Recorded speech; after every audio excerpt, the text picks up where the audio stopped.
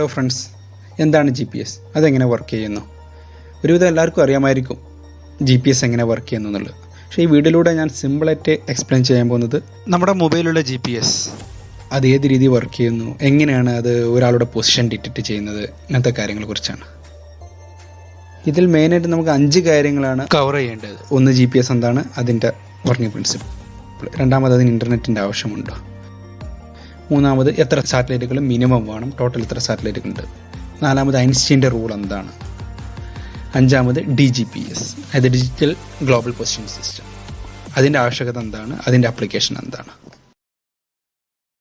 GPS global positioning system 1960 കാലഘട്ടത്തിൽ US navy അവരെ നാവിഗേഷന് വേണ്ടി ഉപയോഗിച്ചിരുന്ന സിസ്റ്റമായിരുന്നു ഗ്ലോബൽ പൊസിഷൻ സിസ്റ്റം. അതായത് ഒരു വ്യക്തിയുടെ ലൊക്കേഷൻ ഒരു റിസീവർ വെച്ചിട്ട് എങ്ങനെ ലൊക്കേറ്റ് ചെയ്യാം, അതിനുവേണ്ടി ഉപയോഗിച്ചിരുന്ന സിസ്റ്റമായിരുന്നു ഇത്. 1980 കാലഘട്ടത്തിൽ ഇത് പബ്ലിക്കിന് വേണ്ടിയിട്ട് അവരിത് വിട്ടുകൊടുത്തു. അതായത് ഗ്ലോബലി ആർക്കും സാറ്റലൈറ്റിന് വരുന്ന സിഗ്നൽ റിസീവ് ചെയ്യാം, അവർക്ക് അവരുടെ ലൊക്കേഷൻ ലൊക്കേറ്റ് ചെയ്യാൻ പറ്റും. സോ ഭൂമിക്ക് ചുറ്റും 24 സാറ്റലൈറ്റ് റിവോൾവ് ചെയ്തുകൊണ്ടിരിക്കുകയാണ്. സോ എന്തുകൊണ്ടാണ് 24? ഒരു വ്യക്തിക്ക് അവൻ്റെ ലൊക്കേഷൻ ലൊക്കേറ്റ് ചെയ്യണമെങ്കിൽ മിനിമം 4 എണ്ണെങ്കിലും 4 സാറ്റലൈറ്റ് എങ്കിലും വിത്തിൻ റേഞ്ചിലായിരിക്കണം. അടുത്തത് ഇനി 4 എണ്ണത്തിന് വിത്തിൻ റേഞ്ചിൽ കിട്ടണമെങ്കിൽ 6 എണ്ണെങ്കിലും ലൈൻ ഓഫ് സൈറ്റിലായിരിക്കണം. ഈ 4 എവിടെ നിന്ന് കിട്ടിയെന്നുള്ളത് ഇത് കഴിഞ്ഞിട്ട് ഞാൻ എക്സ്പ്ലെയിൻ ചെയ്യുന്നതാണ്. ഈ ലൈൻ ഓഫ് സൈറ്റ് എന്ന് പറഞ്ഞാൽ ഒരു വ്യക്തിയും ആ സാറ്റലൈറ്റും തമ്മിൽ ഒരു ഒബ്സ്ട്രക്കിൾസും അതിൻ്റെ ഇടയിൽ ഒരു തടസ്സമില്ലാതെ ഡയറക്റ്റ് സൈറ്റിൽ റേഞ്ച് കിട്ടിക്കൊണ്ടിരിക്കണം. അപ്പോൾ 24 എണ്ണം വെക്കാൻ കാരണം മിനിമം 6 എണ്ണം ലൈൻ ഓഫ് സൈറ്റിൽ കിട്ടണം. ഈ 6 എണ്ണം മിനിമം ലൈൻ ഓഫ് സൈറ്റിൽ കിട്ടിക്കഴിഞ്ഞാൽ മാത്രമേ 4 എണ്ണത്തിൽ നിന്ന് നമുക്ക് ഡയറക്റ്റ് കണക്ഷൻ കിട്ടൂ. കാരണം മറ്റു രണ്ടും എങ്ങനെയെങ്കിലും ബിൽഡിങ്ങിൻ്റെ അങ്ങനെ എന്തെങ്കിലും ഒബ്സ്റ്റക്കിൾസ് ആയിട്ട് തട്ടിപ്പോവും. ഈ 6 എന്ന് പറയുന്നത് മിനിമമാണ്. ഇത് 11 വരെ പോവാം. അത് നമ്മളെ സ്പേസിനനുസരിച്ചുണ്ടാവും. എവിടെ ഒരു ഒബ്സ്റ്റക്കിൾസും ഇല്ലെങ്കിൽ ഡയറക്റ്റ് കണക്ഷൻ ഈ 10 എണ്ണത്തെങ്കിലും കിട്ടിക്കൊണ്ടിരിക്കും. നമുക്ക് കാണുന്ന വീഡിയോയിൽ നിന്ന് കാണാം, അതിൽ red line direct line of സൈറ്റിൽ നിന്നും മാക്സിമം എത്ര സാറ്റലൈറ്റുമായിട്ട് കണക്ഷൻ കിട്ടിക്കൊണ്ടിരിക്കുന്നു എന്നുള്ളതാണ്. അത് ചില ഡയറക്ഷനിലെത്തുമ്പോൾ അത് മാറിക്കൊണ്ടിരിക്കും. കാരണം നമ്മുടെ ഭൂമി ഒരു ആക്ച്വൽ സ്ഫിയർ അല്ല. ഇനി സ്പേസിൽ 24 സാറ്റലൈറ്റ് മാത്രമല്ല, ഇത് ഏകദേശം 34 ഉണ്ട്. അതിൽ ചിലത് കംപ്ലീറ്റ് ആയിട്ടുണ്ട്, 31 വർക്കിംഗ് ആണ്, ചിലത് ബാക്കപ്പ് ആയിട്ട് വെച്ചിട്ടുള്ളതാണ്. 24 മിനിമം വേണം ഇത് ഫുൾ സിസ്റ്റം വർക്ക് ചെയ്യാൻ. അപ്പോൾ ഒരു ലൊക്കേഷൻ ലൊക്കേറ്റ് ചെയ്യണമെങ്കിൽ മിനിമം 4 സാറ്റലൈറ്റ് വേണം. ഞാൻ എക്സ്പ്ലെയിൻ ചെയ്തു അതിന് റീസൺ. അതിന് മുമ്പ് 2 കാര്യങ്ങൾ നമ്മൾ എക്സ്പ്ലെയിൻ ചെയ്യേണ്ടതുണ്ട്. 2D ട്രയലേറ്ററേഷൻ and 3D ട്രയലേറ്ററേഷൻ. So 2D ട്രയലേറ്ററേഷൻ ഞാൻ സിമ്പിളായിട്ട് ഇവിടെ എക്സ്പ്ലെയിൻ ചെയ്യാം. ഏതൊരു വ്യക്തിക്ക് അയാൾ എവിടെയെന്ന് അറിയില്ല, അയാളെ ലൊക്കേഷൻ മിസ്സായിട്ടുണ്ട്. സോ അയാൾ വേറെ വ്യക്തിയോട് അന്വേഷിച്ചപ്പോൾ അയാളിൽ നിന്നും കിട്ടിയ ഇൻഫർമേഷൻ, നീ A എന്ന സ്ഥലത്തിൽ നിന്നും ഇത്ര ഡിസ്റ്റൻസ് അകലെയാണെന്ന് അയാൾക്കൊരു ഇൻഫർമേഷൻ. A എന്ന സ്ഥലത്തിൽ നിന്നും ഇത്ര അകലത്തിൽ നമ്മളൊരു സർക്കിൾ വരച്ചാൽ ഈ സർക്കിളിൻ്റെ ഏതെങ്കിലും പൊസിഷനിലായിരിക്കാം അയാൾ. പക്ഷേ ഈ സർക്കിളിൻ്റെ എവിടെയാവാം, പക്ഷേ അയാൾക്ക് കറക്റ്റായിട്ട് ലൊക്കേഷൻ എവിടെ അറിയില്ല. സോ ഈ സർക്കിളിൽ നിന്ന് ചുറ്റിക്കൊണ്ടിരിക്കുന്ന സമയത്ത് വേറൊരാളിൽ നിന്നും ഇൻഫർമേഷൻ കിട്ടി, അയാൾ B എന്ന സ്ഥലത്തിൽ നിന്നും ഇത്ര അകലെയാണ്. അപ്പോൾ B എന്ന സ്ഥലത്തിൽ നിന്നും ഇത്ര അകലത്തിൽ വേറൊരു സർക്കിൾ വരച്ചു കഴിഞ്ഞാൽ ഈ A സർക്കിളും B സർക്കിളും മുട്ടുന്ന 2 പോയിന്റുകൾ ഉണ്ടാവും. ഈ ഏതോ 2 പോയിന്റിലാണ് അയാളുടെ ലൊക്കേഷൻ എന്ന് അയാൾക്ക് മനസ്സിലാക്കാൻ പറ്റും. ഈ 2 ലൊക്കേഷനിൽ നിന്നും കൺഫ്യൂഷനായി നിൽക്കുന്ന സമയത്ത് വേറെ മൂന്നാമതൊരാളിൽ നിന്നും ഒരു ഇൻഫർമേഷൻ കിട്ടുകയാണ്, C എന്ന സ്ഥലത്തിൽ നിന്നും ഇത്ര അകലം ദൂരത്താണ്. അപ്പോൾ ഈ C എന്ന അകലവും നേരത്തെ 2 കോമൺ പോയിന്റുകൾ പറഞ്ഞ് അതിൽ ഏതെങ്കിലും ഒന്നിൽ മുട്ടിയിരിക്കും. അങ്ങനെ ഈ 3 പോയിന്റുകളും കിട്ടിക്കഴിഞ്ഞാൽ ABC 3 സ്ഥലത്തിൽ നിന്നുള്ള അകലങ്ങൾ കിട്ടിക്കഴിഞ്ഞാൽ ആൾക്ക് എക്സാക്ട് ലൊക്കേഷൻ ഞാൻ എവിടെയാണെന്ന് പറയാൻ പറ്റും. ഇതിനാണ് 2D ട്രയലേറ്ററേഷൻ എന്ന് പറയുന്നത്. മിനിമം 3 ഡിസ്റ്റൻസുകൾ വേണം, എന്നാൽ ആൾക്ക് കറക്റ്റ് ലൊക്കേഷൻ കിട്ടും. ഇനി 3D ട്രയലേറ്ററേഷൻ. 2Dയിൽ 3 വ്യക്തികളാണ് ഇയാൾക്ക് ലൊക്കേഷൻ ഏതെന്ന് പറഞ്ഞു കൊടുത്തത്, ABC എന്ന 3 വ്യക്തികൾ. ഈ 3 വ്യക്തികൾക്ക് പകരം ഇനി ഒരു 3 ഡിവൈസ് ഉണ്ട്, ഇലക്ട്രോണിക് ഇക്വിപ്മെന്റ് ആണ് പറഞ്ഞു കൊടുക്കുന്നുണ്ടെങ്കിലോ ഇയാൾക്ക് വളരെ ഈസി ആയിരിക്കും, ഒരാളെ ഹെൽപ്പില്ലാതെ ഡിറ്റക്ട് ചെയ്യാൻ പറ്റും. ഇതാണ് ഇവിടെ സാറ്റലൈറ്റ് ചെയ്യുന്നത്. സാറ്റലൈറ്റിന് പകരം ചെറിയ ചെറിയ എക്വിപ്മെന്റ് ഭൂമിയിൽ തന്നെ വെച്ചാൽ പോരും. അങ്ങനെ വെക്കുകയാണെങ്കിൽ കൂടുതൽ നമ്പർ എക്വിപ്മെന്റ് ഓരോ ഈക്വൽ ഡിസ്റ്റൻസ് ആയിട്ട് വെക്കേണ്ടി വരും, അതിന് വിത്തിൻ റേഞ്ചിൽ കിട്ടും വേണ്ടി വരും. ഭൂമി എന്ന് പറഞ്ഞാൽ ഒരു കർവ്ഡ് സ്പെറിക്കൽ സർഫസ് ആണ്, അതായത് ഫ്ലാറ്റ് അല്ല. അപ്പോൾ അതിന് ഡിസ്ട്രിബ്യൂട്ട് ചെയ്ത് എല്ലാ റേഞ്ചിൽ കിട്ടണമെങ്കിൽ കുറേ അധികം സെൻസേഴ്സ് വെക്കേണ്ടി വരും. ഇത് ഒഴിവാക്കാൻ വേണ്ടിയിട്ടാണ് ടോപ്പിൽ കൊണ്ടിട്ട് സെൻസർ വെക്കുന്നത്. ടോപ്പിൽ വെക്കാൻ സാറ്റലൈറ്റിനെ പറ്റും. അപ്പോൾ അതുകൊണ്ടാണ് സാറ്റലൈറ്റിന് വരുന്നത്. സാറ്റലൈറ്റ് ആകുമ്പോൾ വിത്തിൻ റേഞ്ചിൽ എല്ലാം കവർ ചെയ്യണമെങ്കിൽ മിനിമം നമ്പർ ഓഫ് സാറ്റലൈറ്റ് വെച്ചാൽ മതി. ഏറ്റവും ടോപ്പിൽ വെക്കുകയാണെങ്കിൽ, ഇത് ഇടയിൽ ഭൂമിയുടെ സർഫസ് വെക്കുകയാണെങ്കിൽ ഇത് കവർ ചെയ്യണമെങ്കിൽ കുറേ നമ്പർ എക്വിപ്മെന്റ് വെക്കേണ്ടി വരും. നേരത്തെ പറഞ്ഞ പോലെ എയിൽ നിന്നും ബിയിലേക്കുള്ള അകലമാണ് തന്നത്. ഇവിടെ സാറ്റലൈറ്റ് എന്താണ് കൊടുക്കുന്നത് വെച്ചാൽ സാറ്റലൈറ്റിന്റെ പൊസിഷനും സാറ്റലൈറ്റിന്റെ കറന്റ് ടൈമും ഇത് വെച്ചിട്ടാണ് ഡിസ്റ്റൻസ് കണക്ക് കൂട്ടുന്നത്. ഇനി ഇത് വെച്ചിട്ട് എങ്ങനെ ഡിസ്റ്റൻസ് കാൽക്കുലേറ്റ് ചെയ്യാം? A = C × T2 - T1. C എന്ന് എന്ന് പറഞ്ഞാൽ പ്രകാശത്തിന്റെ വേഗത. പ്രകാശ വേഗതയിലാണ് സിഗ്നൽ പാസ് ചെയ്യുന്നത്. ഇത് സിമ്പിൾ ഇക്വേഷൻ ആണ്. അതായത് velocity is equal to distance by time. എത്ര ഡിസ്റ്റൻസ് ട്രാവൽ ചെയ്തു ബൈ ടോട്ടൽ ടൈം ആണ് ഇതിന്റെ സ്പീഡ് എന്ന് പറയുന്നത്. അത് വെച്ചിട്ടാണ് ഈ ഇക്വേഷൻ വന്നിട്ടുള്ളത്. എ എന്ന ഡിസ്റ്റൻസ് പ്രകാശ വേഗതയുടെ സ്പീഡ് ഇൻറ്റു T2 - T1, അതായത് ടൈം ഡിഫറൻസ്. ഇതിൽ T1 എന്നുള്ളത് സാറ്റലൈറ്റിന്റെ സമയം, T2 എന്നുള്ളത് മൊബൈൽ ഡിവൈസിന്റെ സമയം. ഇത് രണ്ടിന്റെ ഡിഫറൻസ് കണ്ടു കഴിഞ്ഞാൽ ഈ സിഗ്നൽ ആ സാറ്റലൈറ്റിൽ നിന്നും ഈ വ്യക്തിയിലോട്ട് ട്രാവൽ ചെയ്യാൻ എത്ര സമയം എടുത്തു എന്നുള്ള ടോട്ടൽ സമയം കിട്ടും.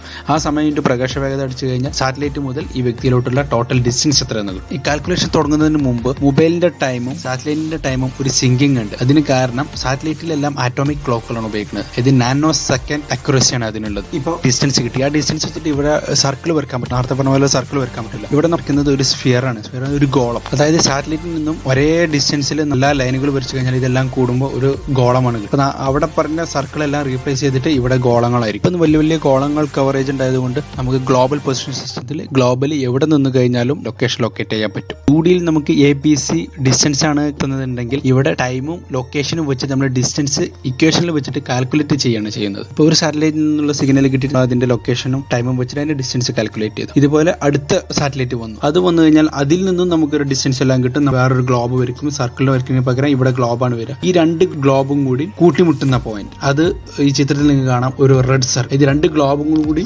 കൂട്ടിമുട്ടുന്ന പോയിന്റ് ഒരു സർക്കിൾ ആയിരിക്കും. ഇപ്പോൾ ലൊക്കേഷൻ ഒരു സർക്കിളാണ് കോമൺ പോയിന്റ് വന്നിട്ടുള്ളത്. അപ്പോൾ ഡിവൈസ്, അതായത് ഒരു വ്യക്തിനെ ലൊക്കേറ്റ് ചെയ്യണമെങ്കിൽ ആ വ്യക്തി ഈ സർക്കിളിൽ എവിടെയെങ്കിലും ആയിരിക്കും. ഓക്കെ, ഇനി മൂന്നാമതൊരു സാറ്റലൈറ്റ് വിത്തിൻ റേഞ്ചിൽ വരികയാണ്. അതിനും ഒരു ഗ്ലോബും കൂടി വരും. എന്നിട്ട് ഈ 3 ഗ്ലോബും കൂടി കൂട്ടിമുട്ട് പോയിന്റ്, ഇപ്പൊ ഓൾറെഡി പറഞ്ഞ ഒരു സർക്കിൾ ഇപ്പോൾ കോമൺ പോയിന്റ് ആയി. ഇനി ഈ സർക്കിളിനോട് വേറെ ഗ്ലോബും കൂടി വന്ന് മുട്ടുമ്പോൾ ഏതെങ്കിലും 2 പോയിന്റും കൂടി കോമൺ പോയിന്റ് ആവും. ഈ ലൊക്കേറ്റ് ചെയ്യുന്ന വ്യക്തി ഈ 2 പോയിന്റിൽ, ചിത്രത്തിൽ കാണാം, ഏതോ ഈ 2 പോയിന്റിൽ എവിടെയാണ് ഈ വ്യക്തിയുടെ ലൊക്കേഷൻ എന്ന്. സ്റ്റാർട്ടിങ്ങിൽ ഒരു ഗ്ലോബിൽ നിന്നും ഒരു സർക്കിളിലോട്ട് വന്നു കോമൺ പോയിന്റ്, പിന്നെ സർക്കിളിൽ നിന്നും 2 പോയിന്റിലോട്ട് വന്നു കോമൺ പോയിന്റ്. ഇനി 2 പോയിന്റിൽ നിന്നും എങ്ങനെ ഈ 2 പോയിന്റിൽ എവിടെയാണ് ലൊക്കേഷൻ. ഈ 2 പോയിന്റിൽ നമുക്കൊരു പ്രത്യേകത കാണാം. ഒരു പോയിന്റ് ടോപ്പിലും ആയിരിക്കും, ഒരു പോയിന്റ് അടിയിലും ആയിരിക്കും. ഈ അടിയത്തെ പോയിന്റ് ആണ് എപ്പോഴും ഭൂമിയുമായിട്ട് ടച്ച് ചെയ്യുന്നത്. മുകളിലത്തെ പോയിന്റ് ഭൂമിയിൽ നിന്ന് കുറെ അകലത്തായിരിക്കും. അപ്പൊ ഇത് വെച്ചിട്ട് നമുക്ക് അസ്യൂം ചെയ്യാം മുകളിലത്തെ പോയിന്റിൽ ഒരിക്കലും ആയിരിക്കില്ല അയാൾ. കാരണം എർത്തിൽ ഭൂമിയിൽ നിൽക്കുന്ന ഒരാളെ ലൊക്കേറ്റ് ചെയ്യണമെങ്കിൽ അയാൾ എപ്പോഴും ഭൂമിയുടെ സർഫസിലായിരിക്കും. അപ്പൊ അടിയത്തെ പോയിന്റ് ആണ് എന്ന് കൺഫേം ചെയ്യാം. 3 സാറ്റലൈറ്റ് വെച്ചിട്ട് ഭൂമിയിൽ നിന്നുള്ള പോയിന്റ് കൺഫേം ചെയ്ത് മൂന്നാമത്തെ പോയിന്റ് ഭൂമിയുമായിട്ട് ടച്ച് ചെയ്യുന്ന പോയിന്റ് ഏതാണോ വെച്ചിട്ടാണ് അടിയത്തെ പോയിന്റ് ലൊക്കേറ്റ് ചെയ്തത്. ഇത് എല്ലാ സാറ്റലൈറ്റിനും അറിയാം ഭൂമിന്റെ ലൊക്കേഷൻ എവിടെയാണെന്നുള്ളത്, ഭൂമിന്റെ സർഫസ് ലൊക്കേഷൻ എവിടെയാണെന്നുള്ളത്. അതും ഈ 2 പോയിന്റിൽ ഏതാണോ കോയിൻസൈഡ് ചെയ്യുന്നത്, കൂട്ടിമുട്ടുന്നത്, ആ പോയിന്റ് ആണ് ആ വ്യക്തിയുടെ ലൊക്കേഷൻ എന്ന് ഫൈനലൈസ് ചെയ്യും. അപ്പൊ എന്തിനാണ് നാലാമതൊരു സാറ്റലൈറ്റ്? തൊട്ടുമുമ്പ് ഞാൻ പറഞ്ഞല്ലോ, സാറ്റലൈറ്റിൽ വർക്ക് ചെയ്യുന്നത് ആറ്റോമിക് ക്ലോക്ക് ആണ്. അത് മോർ എക്സ്പെൻസീവ് ആണ്. ഹ്യൂജ് സ്പേസ് അതിന് വേണം. അത് നമ്മുടെ മൊബൈൽ ഡിവൈസിൽ അത് ഉൾക്കൊള്ളിക്കാൻ പറ്റില്ല. സാറ്റലൈറ്റിൽ ഒരു ഹൈ അക്യുറസി ആറ്റോമിക് ക്ലോക്ക് വേണം. ഇത് clock high accuracy, nano second accuracy വേണം. കാരണം എന്ന് വെച്ചാൽ ഒരു മില്ലി സെക്കൻഡ് ചേഞ്ച് വന്നു കഴിഞ്ഞാൽ നമ്മുടെ ഡിസ്റ്റൻസിൽ ഹൈ എറർ ആയിരിക്കും വരും. അത് ഒഴിവാക്കാൻ വേണ്ടിയിട്ടാണ് ആറ്റോമിക് ക്ലോക്ക് ഉപയോഗിക്കണം എന്ന് പറയുന്നത്. അപ്പോൾ എല്ലാ സാറ്റലൈറ്റിലും ആറ്റോമിക് ക്ലോക്ക് ആയിരിക്കും. പക്ഷെ നമ്മുടെ മൊബൈൽ ഡിവൈസിന്റെ ടൈമിന്റെ അക്യുറസി വളരെ കുറവാണ് ഈ ആറ്റോമിക് ക്ലോക്കിനെ വെച്ച് നോക്കുമ്പോൾ. ഈ ചെറിയൊരു വേരിയേഷൻ ഹൈ കിലോമീറ്ററിന്റെ ചേഞ്ച് എറർ വരും. അപ്പോൾ അത് ഒഴിവാക്കാൻ വേണ്ടിയിട്ട് നാലാമതൊരു സാറ്റലൈറ്റ് എന്താ ചെയ്യുന്നത് വെച്ചാൽ അതിന്റെ ആറ്റോമിക് ക്ലോക്ക് മൊബൈൽ ക്ലോക്കിന്റെ ടൈമുമായിട്ട് സിങ്ക് ചെയ്യും. നമ്മുടെ മൊബൈലിൽ ഒരു ആറ്റോമിക് ക്ലോക്കിന് ഈക്വലന്റ് ആയിട്ടുള്ള ടൈം ആയിരിക്കും വർക്ക് ചെയ്യുക. ഈ ടൈം നാലാമത്തെ സാറ്റലൈറ്റിനെ സിങ്ക് ചെയ്തുകൊണ്ടായിരിക്കും എപ്പോഴും വർക്ക് ചെയ്യുക. അപ്പോൾ ജസ്റ്റ് 4 സാറ്റലൈറ്റ് വെച്ചിട്ട് ഹൈ അക്യുറസി പോയിന്റ് കണ്ടെത്താൻ പറ്റും ഒരു ആറ്റോമിക് ക്ലോക്കിന്റെ ഹെൽപ്പ് ഇല്ലാതെ. അത് മൊബൈൽ, കാരണം മൊബൈൽ എല്ലാം ലോ എക്സ്പെൻസീവ് ആണ്. അതിൽ ഒരു ആറ്റോമിക് ക്ലോക്ക് വെച്ചിട്ട് GPS ലൊക്കേഷൻ ചെയ്യുക പറയുന്നത് ഫീസിബിൾ അല്ല. ഇനി 4ൽ കൂടുതൽ സാറ്റലൈറ്റിന്റെ കണക്ഷൻ കിട്ടിക്കഴിഞ്ഞാൽ അത്രയും അക്യുറേറ്റ് ഉള്ള ലൊക്കേഷൻ നമുക്ക് കിട്ടും. പിന്നെ ഭൂമിന്റെ സർഫസിൽ നിന്നും ഉയരത്തിലാണ് പറഞ്ഞു. ഒരു 2 പോയിന്റിൽ ഒരു പോയിന്റ് കട്ട് ചെയ്തു, അത് മുകളിലായത് കൊണ്ടാണ് എന്ന് പറഞ്ഞു. ഇനി എയറോപ്ലെയിനിൽ പോകണം. എയറോപ്ലെയിന്റെ ലൊക്കേഷൻ കാണണമെങ്കിൽ ഈ സമയത്ത് മുകളിലത്തെ ഭാഗം കട്ട് ചെയ്യാൻ പറ്റൂല. കാരണം ഈ കേസിലാണ് ഹൈ അക്യുറസി ഡാറ്റാസ് വേണം. ഇപ്പോൾ എയറോപ്ലെയിന്റെ കേസിൽ മിനിമം 3 സാറ്റലൈറ്റ് പോരാ, 4 സാറ്റലൈറ്റ് പോരാ, 4ൽ കൂടുതൽ വേണം. അപ്പോൾ അതിന്റെ ലിങ്കിങ് 4 സാറ്റലൈറ്റ് കിട്ടിക്കഴിഞ്ഞാൽ ഇത് മുകളിലാണെങ്കിൽ അതിന്റെ എറർ കൂടുതലായിരിക്കും, സർഫസിലാണെങ്കിൽ എറർ വളരെ കുറവായിരിക്കും. 4ലധികം സാറ്റലൈറ്റ് ഉണ്ടെങ്കിൽ ഒരു ഡിവൈസ്, പറക്കുന്ന ഡിവൈസ് ആണെങ്കിൽ അത് 4ലധികം സാറ്റലൈറ്റ് കിട്ടുന്നതാണ് ഏറ്റവും പെർഫെക്റ്റ് ആയിട്ടുള്ള ലൊക്കേഷൻ ലൊക്കേറ്റ് ചെയ്യാൻ പറ്റുക.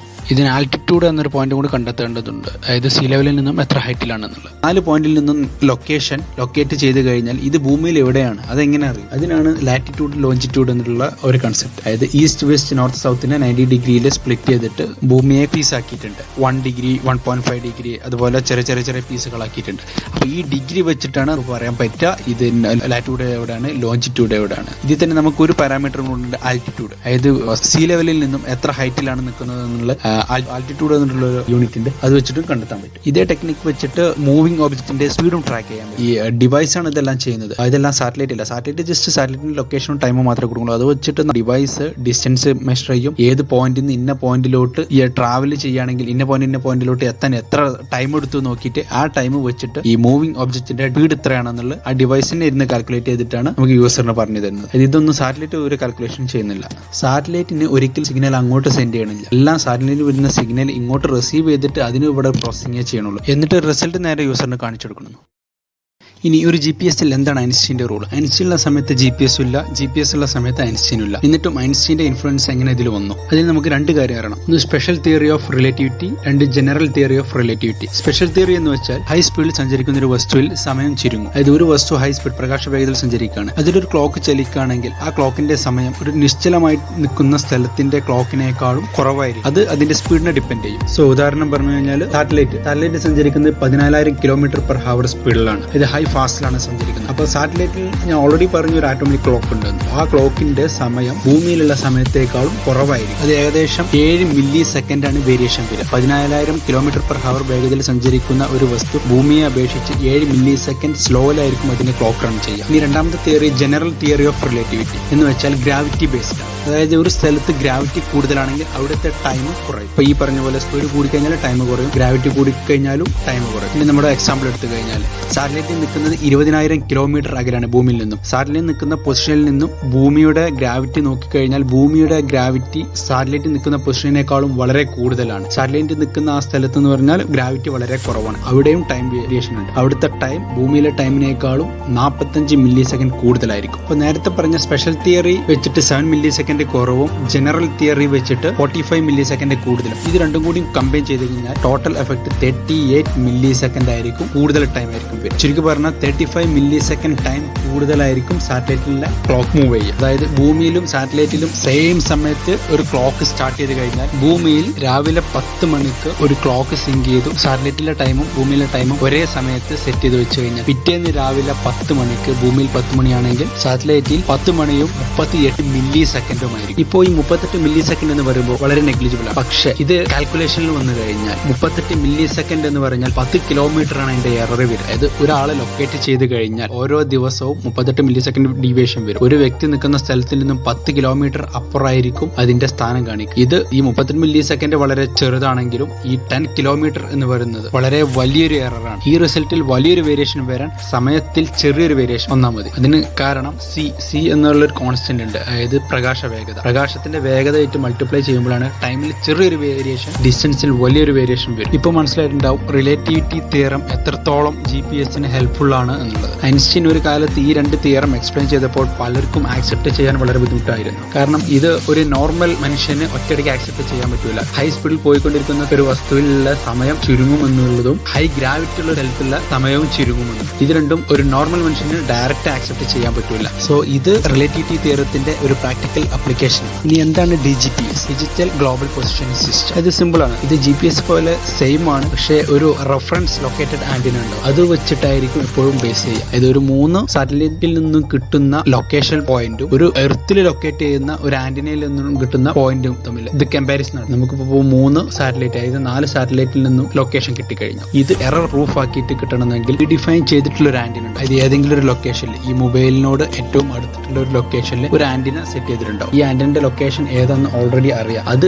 ഡിഫൈൻ ചെയ്ത് ഓൾറെഡി വെച്ചിട്ടുണ്ടാവും. ഈ ആന്റിന ഈ മൊബൈലിൽ തമ്മിലുള്ള ഡിസ്റ്റൻസ് നോക്കും. എന്നിട്ട് അതും ഈ GPS തമ്മിലുള്ള ഡിസ്റ്റൻസും തമ്മിൽ കമ്പാരിസൺ നടത്തിയിട്ട് ഈ എറർ എത്ര എന്നുള്ളത് അങ്ങോട്ടും ഇങ്ങോട്ടും ടാലി ചെയ്ത് എറർ പ്രൂഫ് ആണ്. ഇവിടെയാണ് ഇന്റർനെറ്റിന്റെ പ്രശ്നം. ഒരു GPS വർക്ക് ചെയ്യണമെങ്കിൽ ഇന്റർനെറ്റ് വേണം. യഥാർത്ഥത്തിൽ ഇന്റർനെറ്റിന്റെ ആവശ്യമില്ല. ഡയറക്റ്റ് സാറ്റലൈറ്റ് കണക്ഷൻ കിട്ടിക്കഴിഞ്ഞാൽ തന്നെ നമുക്ക് എക്സാക്ട് ലൊക്കേഷൻ കിട്ടിക്കഴിയും. ഇനി എക്സാക്ട് ലൊക്കേഷൻ കമ്പാരിസൺ വഴി പെർഫെക്റ്റ് ആണോ എന്ന് കിട്ടാൻ വേണ്ടിയിട്ടാണ് ഇന്റർനെറ്റിലൂടെ ജസ്റ്റ് ഡാറ്റ പാസ് ചെയ്യണം. അതായത് മൊബൈലിന്റെ ലൊക്കേഷൻ എവിടെയാണെന്നുള്ളതും ഈ മൊബൈലിന്റെ ലൊക്കേഷൻ ഇന്റർനെറ്റിലൂടെ ഏറ്റവും നിയറസ്റ്റ് ആയിട്ടുള്ള റെഫറൻസ് ആന്റിനയിലോട്ട് പോയി ആ ആന്റിനിന്റെ ലൊക്കേഷനും ഇതും വെച്ചിട്ട് കമ്പയർ ചെയ്തിട്ടാണ് പെട്ടെന്ന് GPS-ന്റെ ലൊക്കേഷൻ കിട്ടാൻ കിട്ടാൻ വേണ്ടിയിട്ടാണ്. നോർമലി ഒരു ഇന്റർനെറ്റ് ഇല്ലെങ്കിൽ GPS-ന്റെ ലൊക്കേഷൻ കിട്ടണമെങ്കിൽ കുറെ ടൈം എടുക്കും.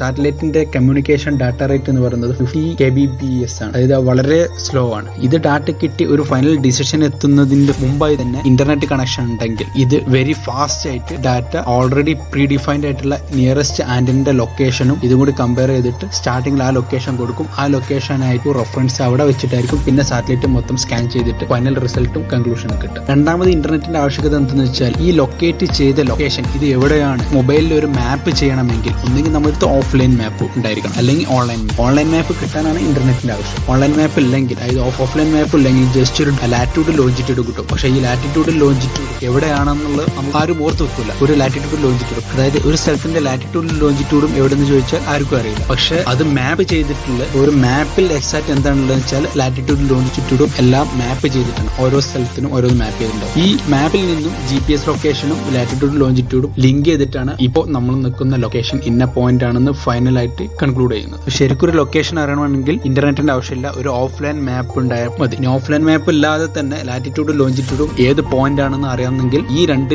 റിസൾട്ടും കിട്ടിയിട്ട് നമ്മൾ എവിടെയാണെന്നുള്ളത് കറക്റ്റ് ലൊക്കേഷൻ കിട്ടും. ഇനി GPS ഫ്രീ ആണ്. അതെ, ഇത് ഫ്രീ ആണ്. കാരണം ഇത് US നാവിഗേഷന് വേണ്ടിയിട്ട് ഉപയോഗിച്ചായിരുന്നു. ഇന്നിപ്പോൾ അത് പബ്ലിക്കിൽ ഫ്രീ ആയിട്ട് അവർ റിലീസ് ചെയ്തിട്ടുണ്ട്. ഇത് ആർക്കും ഉപയോഗിക്കാം. ആരെടുത്തൊരു GPS റിസീവർ ഉണ്ടെങ്കിൽ ആർക്കും ഫ്രീ ആയിട്ട് ഉപയോഗിക്കാം. കാരണം സാറ്റലൈറ്റ് കണ്ടിന്യൂസ് ആയിട്ട് സെൻഡ് ചെയ്തുകൊണ്ടിരിക്കുകയാണ്. അത് ഇന്ന റിസീവറിന് മാത്രമേ സെൻഡ് ചെയ്യുള്ളൂ എന്നുള്ളൊരു കണ്ടീഷനില്ല. ഏത് റിസീവറിന് ഈ സിഗ്നൽ ആക്സെപ്റ്റ് ചെയ്യാൻ പറ്റുമോ അവർക്ക് റിസീവ് ചെയ്തിട്ട് ഡാറ്റ ഡീകോഡ് ചെയ്തിട്ട് ഏത് ലൊക്കേഷനാണെന്ന് അറിയാൻ പറ്റും. പക്ഷേ ഈ സാറ്റലൈറ്റിനെ കൺട്രോൾ ചെയ്യുന്ന US, അവർക്ക് ഏത് സമയത്തും ഇതിനെ സ്റ്റോപ്പ് ചെയ്യാം. അതെ, GPS US-ന് മാത്രമേ കൺട്രോൾ ചെയ്യൂ. അതുപോലെ GPS പോലെ തന്നെയാണ് ഗ്ലോണാസ് എന്ന് പറഞ്ഞാൽ റഷ്യ ഡെവലപ്പ് ചെയ്തിട്ടുള്ള ഗ്ലോബലി ലൊക്കേഷൻ ഐഡന്റിഫിക്കേഷൻ സിസ്റ്റം. അത് അവരുടെ പേഴ്സണൽ യൂസേജിന് വേണ്ടിയിട്ട് ഉപയോഗിച്ചാണ്. അതും പബ്ലിക്കാണ്, അതും ആർക്കും ഉപയോഗിക്കാം. അതുപോലെ തന്നെ ചൈനയും വിട്ടിട്ടുണ്ട് കുറെ സാറ്റലൈറ്റുകൾ. അതാണ് ബെയ്ഡു സാറ്റലൈറ്റ്. അത് വെച്ചിട്ടും ലൊക്കേഷൻ ലൊക്കേറ്റ് ചെയ്യാൻ പറ്റും. അതുപോലെ തന്നെ ഇന്ത്യയും വിട്ടിട്ടുണ്ട് 9 സാറ്റലൈറ്റുകൾ. ഈ സാറ്റലൈറ്റ് വെച്ചിട്ട് ഇന്ത്യയുടെ ഏത് ലൊക്കേഷനും കണ്ടെത്താൻ പറ്റും. ജപ്പാനും വിട്ടിട്ടുണ്ട് 2 സാറ്റലൈറ്റ്. ഈ 2 സാറ്റലൈറ്റ് വെച്ചിട്ട് ജപ്പാന്റെ ഏത് ഏരിയയും അവർക്ക് ട്രാക്ക് ചെയ്യാൻ പറ്റും. ഇത് ജപ്പാനിന് മുകളിലൂടെയാണ് എപ്പോഴും ഇത് പാസ് ചെയ്യണത്. അതായത് ജപ്പാനിലുള്ള അവർക്ക് അവരുടെ ലൊക്കേഷൻ കണ്ടെത്താൻ വേണ്ടിയിട്ടാണ്. ഇത് വെച്ചിട്ട് ഗ്ലോബലി അവർക്ക് പൊസിഷൻ കണ്ടെത്താൻ പറ്റില്ല, മറ്റുള്ളവരെ ആശ്രയിക്കണം. അതായത് GPS, ഗ്ലോണാസ്. അതുപോലെ തന്നെ ഗലീലിയോ സാറ്റലൈറ്റുകളുണ്ട്. അത് യൂറോപ്പ് യൂണിയൻ ഡെവലപ്പ് ചെയ്തതാണ് അവരുടെ ആപ്ലിക്കേഷന് വേണ്ടി. നിങ്ങൾക്ക് ഈ പിക്ചറിൽ കാണാം ഓരോ സാറ്റലൈറ്റുകളും ഭൂമിയിൽ നിന്നും എത്ര അകലത്തിലാണ് നിൽക്കുന്നത്, ഏത് ഡയറക്ഷനിലാണ് കറങ്ങുന്നതും എത്ര സ്പീഡിലാണ് കറങ്ങുന്നുള്ളൂ. ഇതെല്ലാം സാറ്റലൈറ്റുകളാണ്. ഇതിന്റെ എല്ലാം ആപ്ലിക്കേഷൻ പൊസിഷൻ ലൊക്കേറ്റ് ചെയ്യാൻ വേണ്ടിയിട്ടാണ്. ഇനി പെട്ടെന്ന് GPS സിസ്റ്റം തകരാറിലായാൽ എന്ത് സംഭവിക്കും? എയറോപ്ലെയിൻ ക്രാഷുകൾ സംഭവിക്കാം. ഓട്ടോണമസ് ഡ്രോൺസ് എല്ലാം ഔട്ട് ഓഫ് കൺട്രോൾ ആവും. അതായത് എന്തെല്ലാം ഓട്ടോമേറ്റഡ് ലൊക്കേഷൻ സിസ്റ്റം എല്ലാം ഒരു നിമിഷം കൊണ്ട് കൊളാപ്സ് ആവും. ഇനി GPS ഫ്രീ ആക്കിയതിൽ വേറൊരു ഉദ്ദേശം കൂടി ഉണ്ട്. വേറൊരു രാജ്യം ഈ സാറ്റലൈറ്റിനെ ആക്രമിക്കാൻ പോകില്ല. കാരണം ആ GPS-നെ ഡിപ്പെൻഡ് ചെയ്തിട്ടായിരിക്കും ആ രാജ്യം നിലനിൽക്കുന്നുണ്ടാവുക. മാത്രമല്ല GPS-നെ ഡിപ്പെൻഡ് ചെയ്തിട്ട് പല രാജ്യങ്ങളും നിൽക്കുന്നത് കൊണ്ട് ഒരു കാലത്ത് ഇത് US-ന് പെട്ടെന്ന് സ്റ്റോപ്പ് ചെയ്യണമെന്നുണ്ടെങ്കിൽ ഇതെല്ലാം മറ്റു രാജ്യങ്ങൾക്ക് വലിയൊരു പ്രശ്നമായി മാറും. അതുകൊണ്ട് അത് ഫ്രീ ആക്കി കൊടുത്തു കഴിഞ്ഞാൽ അവരെ ഡിപ്പെൻഡ് ചെയ്തുകൊണ്ടായിരിക്കും മറ്റുള്ള രാജ്യങ്ങൾ നിൽക്കുക. അവർക്ക് എതിരായിട്ട് എന്തെങ്കിലും രാജ്യം ചെയ്തു കഴിഞ്ഞാൽ അവർക്ക് അത് സ്റ്റോപ്പ് ചെയ്യാനും അധികാരമുണ്ട്. അപ്പോൾ എപ്പോഴും ഒരു ഡിപ്പെൻഡൻസി ഉണ്ടാവും ഈ രാജ്യത്തിന് മേൽ മറ്റുള്ള രാജ്യങ്ങൾക്ക്. അപ്പോൾ ഇത്രയും കാര്യങ്ങളാണ് GPS-ന്റെ ബേസിക്സ്. എല്ലാവർക്കും ഇഷ്ടമായെങ്കിൽ ലൈക്ക് ചെയ്യുക, ഷെയർ ചെയ്യുക. ടെക്നിക്കൽ ആയിട്ടുള്ള ഇൻഫോർമേറ്റീവ് ആയിട്ടുള്ള വീഡിയോസ് കിട്ടണമെങ്കിൽ സബ്സ്ക്രൈബ് ചെയ്യുക. കൂടുതലായിട്ട് എന്തെങ്കിലും അറിയണമെങ്കിൽ കമന്റ് ചെയ്യുക. പറ്റാവുന്നതിനെല്ലാം ആൻസർ ചെയ്യുക. Okay, bye. അടുത്ത വീഡിയോയിൽ കാണാം.